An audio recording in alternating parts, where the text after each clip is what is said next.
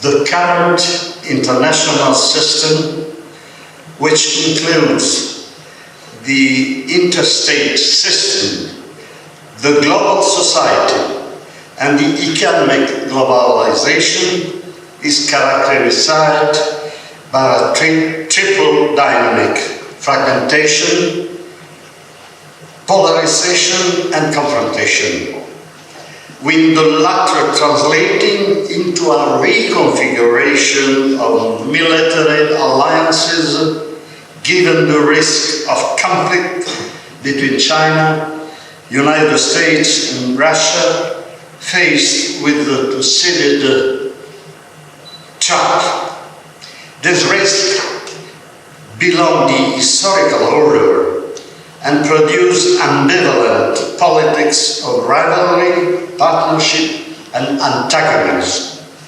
These politics are all about control of Eurasia and the Indo-Pacific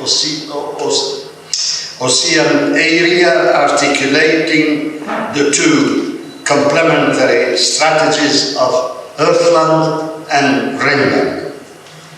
The rivalries, which are now shaking many parts of the world, have forced the East and West to tighten their military alliances and to start looking for a new project to ensure security in Europe and the strategic stability and unity of European space. However, any attempt to define any regional order can be conceived today only in the perspective of a global planetary order and of the search for form of planetary equilibrium and stability. It is by reference to the geopolitical and strategic triangulation of Russia, the United States, and China, as in subordinate of Europe, India, and Japan, that the freedom of maneuver of the regional powers in the Middle East, the Gulf, and Iran must be understood. It is that one of the keys to the general strategy of the great powers lies.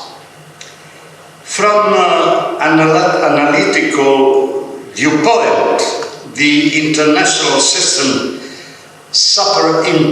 imposes several levels of power. I identify three: the classical power poles, pluricentric, and virtually conflict: America, Europe, Russia, China, India. Two, a consolid global bipolarism based on an asymmetric condominium, United States and China. Three major zones of influence inspired by three civilizational areas disdain Europe, United States, and the Middle Kingdom. In this context, the big world stage becomes the setting for a multitude of strategies universal for the United Nations, economic for the Bretton Woods institution, and security and military through the system of regional alliances. The geopolitical uniqueness of the United States, the world's largest island, is that it will be forced to come to terms with the vast expanse of Eurasia, the center of gravity of history. Will America become a power pole, among others, disputed but still dominant.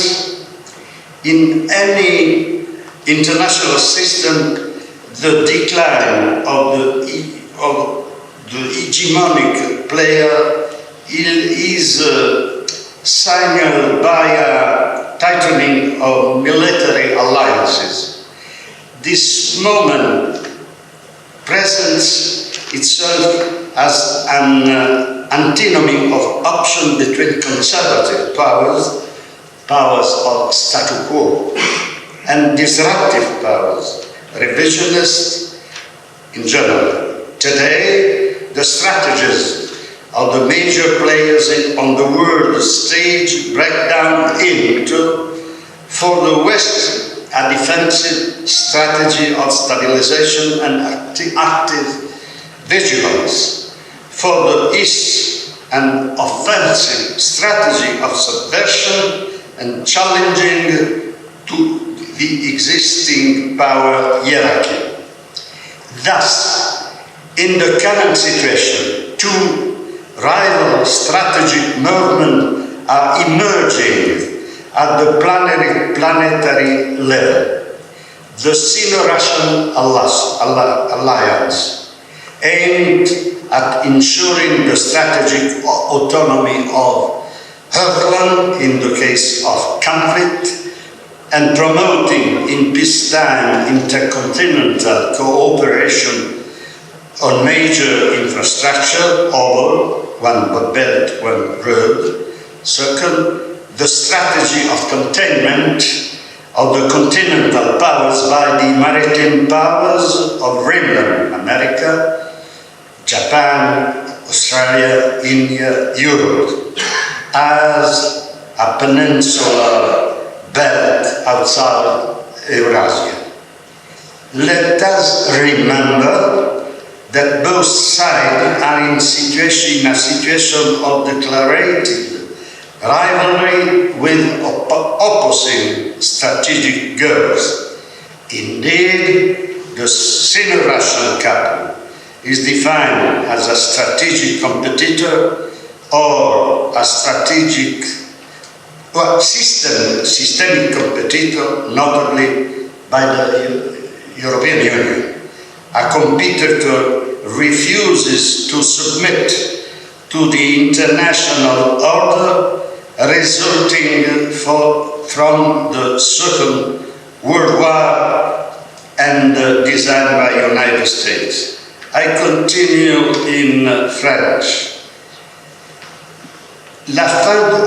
Ainsi, la fin de la bipolarité, avec l'effondrement de l'Empire soviétique, a engendré une source de tension entre les efforts centrifuges mis en œuvre par les États de proximité, les étrangers proches visant à s'affranchir du centre impérial et la réaction contraire de Moscou pour reprendre son autorité à la périphérie par une série d'alliances enveloppantes, OTCSC, OCS.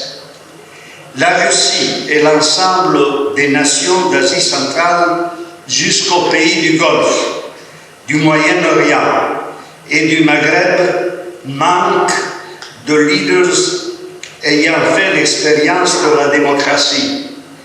Et l'Union européenne n'a pas conceptualisé une limite stratégique globale entre l'Atlantique et l'Asie centrale, passant par la bordure de la Méditerranée et en remontant le plateau turc et le Caucase pour parvenir au pivot des terres, le Heartland, dans un but d'influence et de maîtrise des tensions.